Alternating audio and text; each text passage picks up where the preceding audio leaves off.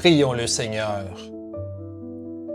Dieu de compassion, par ton Fils, tu nous enseignes la voie de l'amour. Aide-nous, par ta parole, à faire preuve de compréhension et d'humanité à l'encontre de tous et toutes. Ainsi, nous pourrons aimer comme toi tu nous aimes et vivre notre vie en étant enracinés dans ton esprit de justice. Amen. Évangile selon Jean, chapitre 8, versets 1 à 11. Jésus gagna le mont des Oliviers. Dès le point du jour, il revint au temple et, comme tout le peuple venait à lui, il s'assit et se mit à enseigner. Les scribes et les pharisiens amenèrent alors une femme qu'on avait surprise en adultère, et ils la placèrent au milieu du groupe. « Maître, lui dirent-ils, cette femme a été prise en flagrant délit d'adultère.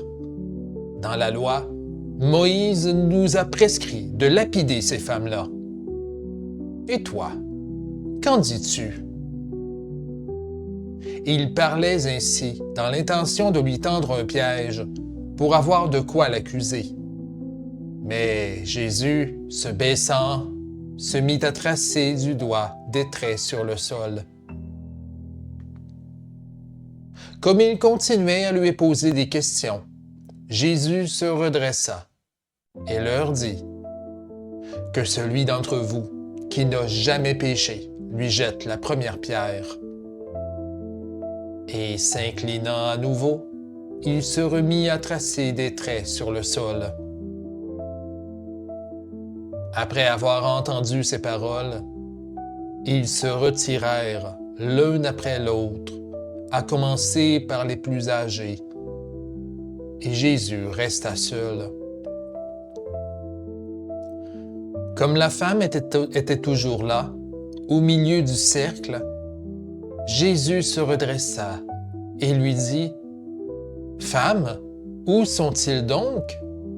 Personne ne t'a condamné? » Elle répondit « Personne, Seigneur. » Et Jésus lui dit « Moi non plus, je ne te condamne pas. » Prions. Dieu de grâce et de justice, puissent ces mots de ma bouche et ces méditations de mon cœur t'être agréables. Toi, notre rocher et notre semblable. Amen. Vous savez, plus les semaines passent, plus elles se ressemblent. Je ne sais pas pour vous autres, mais c'est l'impression que les événements les plus récents m'inspirent. Les actes d'injustice dans le monde pourraient me noyer si ce n'était que de ces quelques moments d'éclaircie. Ceux-ci changent le mal de place, mais finalement, ils finissent toujours par pointer vers l'actualité comme un signe rouge, nous ramenant à l'urgence d'agir et de dénoncer. Vous n'êtes certainement pas sans savoir que le 8 mars correspondait à la Journée internationale du droit des femmes. Il m'arrive encore d'entendre des commentaires remettant en question la pertinence d'une telle journée, et ce, comme si tout était déjà réglé. Alors, cet avis-là quelque peu complaisant, j'estime qu'il y a des raisons qui expliquent pourquoi cette journée de commémoration existe. Preuve en sont les temps troubles que nous traversons. Parmi les défilés de barbarie aux nouvelles à TV, une d'entre elles m'a particulièrement marqué il y a un certain temps et qui porte le nom de scandale Epstein. Ce monsieur-là, proche du Parti républicain, s'est fait prendre la main dans le sac, dans une affaire de traite humaine. Son secret stash, lui, a été dernièrement révélé au grand jour, fournissant au public des images de ses crimes. Le traitement qu'Epstein réservait aux femmes n'étant pour lui que des outils de satisfaction est profondément révoltant. Or, le fait que les images exploitatives soient diffusées sur Internet avec une telle légèreté l'est tout autant. Devant le peu de considération envers les victimes, on en viendrait même à se demander encore s'il existait des bourreaux et des complices dans cette sombre affaire de traite humaine. Après tout, Donald Trump a dit lui-même un jour qu'il n'y avait absolument rien d'intéressant à voir dans ces archives-là, nous demandant par conséquent de passer à autre chose. Eh bien, croyez-moi quand je dis que la Journée internationale des droits des femmes est tombée pile poil au bon moment cette année, mais aussi, peut-être en fait, trop tard. Personne n'est assez dupe pour ne pas voir le changement de décor arrangé avec le gars des vues. Un scandale impliquant les puissants et hop, voilà l'arrivée d'un coup de théâtre républicain au Venezuela et en Iran. Ah, c'est donc intéressant ça. Ah, ça a l'air qu'il n'y a rien à voir ici. Passons à autre chose. Ce qu'on oublie, en voulant sauver les apparences d'une justice appliquée à certains cas et pas à d'autres, c'est que le Seigneur, lui, prépare lentement, mais assurément, la défense des victimes.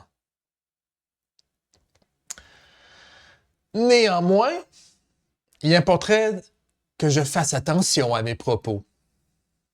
Puis là, je parle pas de mon audace à prêcher contre les sphères du pouvoir, mais de l'importance de reconnaître que l'Église n'a pas toujours été à la hauteur au niveau de la condition des femmes et de l'exercice de leurs droits. Encore aujourd'hui, certaines théologies objectifient encore les femmes. Et on n'a qu'à penser à certains courants dans lesquels les filles sont considérées comme la propriété de leur père, ce gardien de la pureté avant d'être remises à leur mari. Dans ces milieux-là, qui se trouvent en fait pas si loin d'une autre, la femme peine à exister en dehors de ce prisme des ambitions patriarcales. Pourtant, en rester là, ce serait nier que, dans l'histoire du judéo-christianisme, il y a bel et bien eu une force de résistance contre la violence faite aux femmes.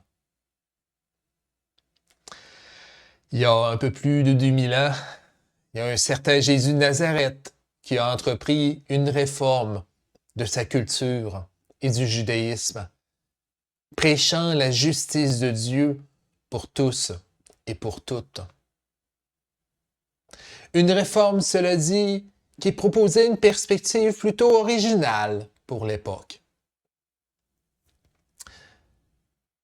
Malgré ce que peut encore en dire aujourd'hui un certain machisme dans l'Église, Jésus a vécu son ministère en étant entouré de femmes. Bien qu'on ne connaît quasiment rien d'elles, ces dernières ont néanmoins existé et ont eu une influence certaine dans l'essor de l'Église.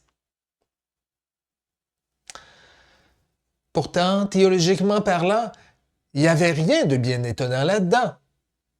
Parce que le ministère de Jésus, il reflétait la grâce de Dieu qui, dans un esprit de justice, redonne toujours la parole aux plus petits.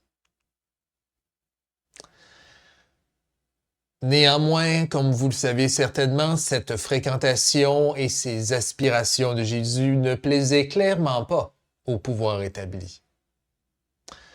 Preuve en est cet extrait-là dont on vient de discuter et qui s'inscrit dans une énième controverse entre Jésus et les pharisiens. Ces derniers complotant pour le faire taire à travers une arrestation et, au moment venu, une exécution. C'est un complot très bien ficelé, tenant d'une fausse justice encore en vogue aujourd'hui et dont de nombreux prédicateurs ont bien expliqué la ruse. Pour se débarrasser de Jésus, comme on souhaite évincer un adversaire politique, on lui impose un choix qui mène à un cul-de-sac. Dans le cas de Jésus, soit il adhère à la loi de Moïse en lapidant la femme, ou soit il y renonce. D'une part, la lapidation condamnerait Jésus selon le droit romain, ce dernier interdisant toute mise à mort sans l'autorisation de Rome, et d'autre part, refuser l'exercice de la loi de Moïse reviendrait pour Jésus à être condamné pour dissension au code du judaïsme.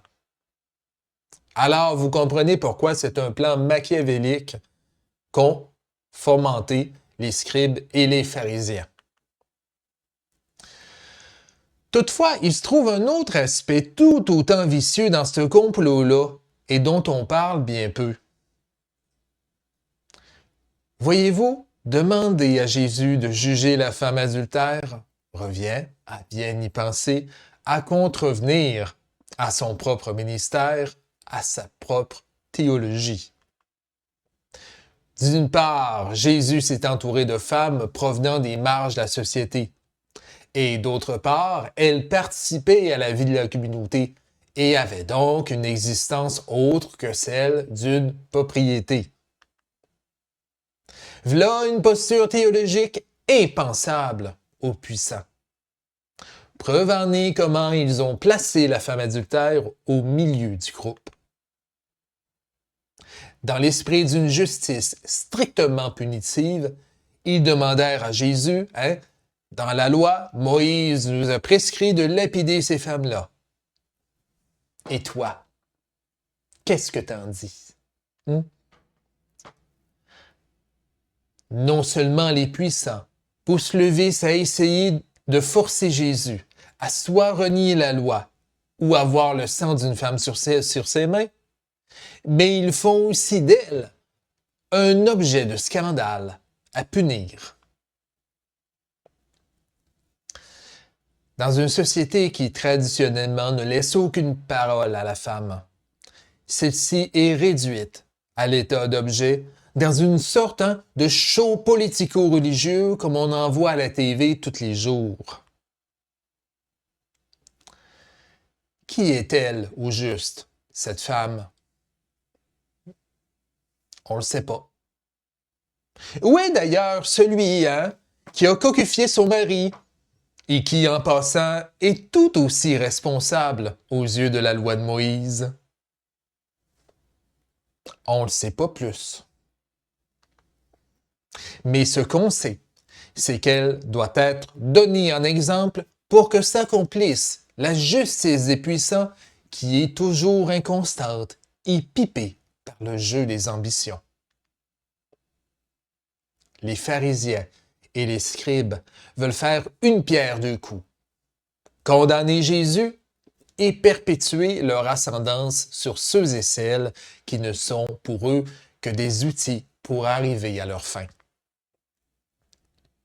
Or, telle n'est pas la justice de Dieu qui voit, qui agit et prépare les chemins de l'avenir selon sa grâce. À ce propos d'une justice divine qui examine le fond du cœur pour mieux l'amener à se convertir, la réponse de Jésus est assez révélatrice. Que celui d'entre vous qui n'a jamais péché lui lance la première pierre. Cette réponse-là est particulièrement renversante parce qu'elle renvoie les accusateurs à leur propre vie, leur propre manquement. Eux-mêmes, en toute logique, devraient être condamnés par leur propre exercice d'une justice faussée. Pour ce qui est maintenant de la femme adultère, il semble, selon le texte, qu'elle a bien, bel et bien manqué la cible. Or, entre vous et moi, ne serait-ce pas en fait l'occasion propice pour discerner et exercer la grâce et la justice du Seigneur? Il y a un temps, un certain moment, j'ai connu un prétendant qui a rencontré une bien belle personne sur un site de rencontre. C'était le coup de foudre, le match parfait. Les tourtereaux se sont envoyés des messages éloquents et des lettres dignes d'Abélard et Héloïse. Tout allait pour le mieux, jusqu'à ce que le mauvais tour soit dévoilé. La belle avait épousé entre-temps son futur mari, sans le mentionner à l'autre qui cultivait avec elle une relation romantique. Le prétendant, qui se trouvait floué, aurait eu toutes les raisons de condamner la belle, et même de la dénoncer à son mari. Pourtant, le prétendant s'arrêta un instant en chemin et parvint à croire que la trahison qu'on lui infligea était peut-être, en fait, le symptôme d'une détresse chez la belle. Aller voir ailleurs, commettre un adultère, ça n'arrive pas sans qu'il y ait anguille sous la roche. Quelque chose qui ne tourne pas rond chez une personne ou dans sa relation conjugale. C'est certain qu'un manque d'honnêteté, ça n'enlève pas la blessure et ça n'excuse pas la trahison pour autant. Mais ça nous oblige à revoir notre sens de la justice selon les yeux du Seigneur qui regarde tous et chacun avec grâce. Tout comme le prétendant qui a su agir avec grâce, le Seigneur Jésus dit à la femme, « Je ne te condamne pas. Va et désormais ne pêche plus. » Jésus refuse de perpétuer une fausse justice qui procède de l'objectification et d'un esprit de pouvoir et de vengeance. Bien au contraire, il s'adresse à la femme. Il lui donne la parole pour qu'elle se reprenne en main, et ce, avec responsabilité. Frères et sœurs, nos blessures, nos manquements et nos épreuves n'enlèvent en rien notre dignité aux yeux du Seigneur. Puissions-nous nous revêtir de sa grâce qui inspire une justice ayant à cœur le bien de l'autre, de sa personne, de sa parole et de son identité, toutes deux inaliénables. Qu'il en soit ainsi selon notre foi. Amen.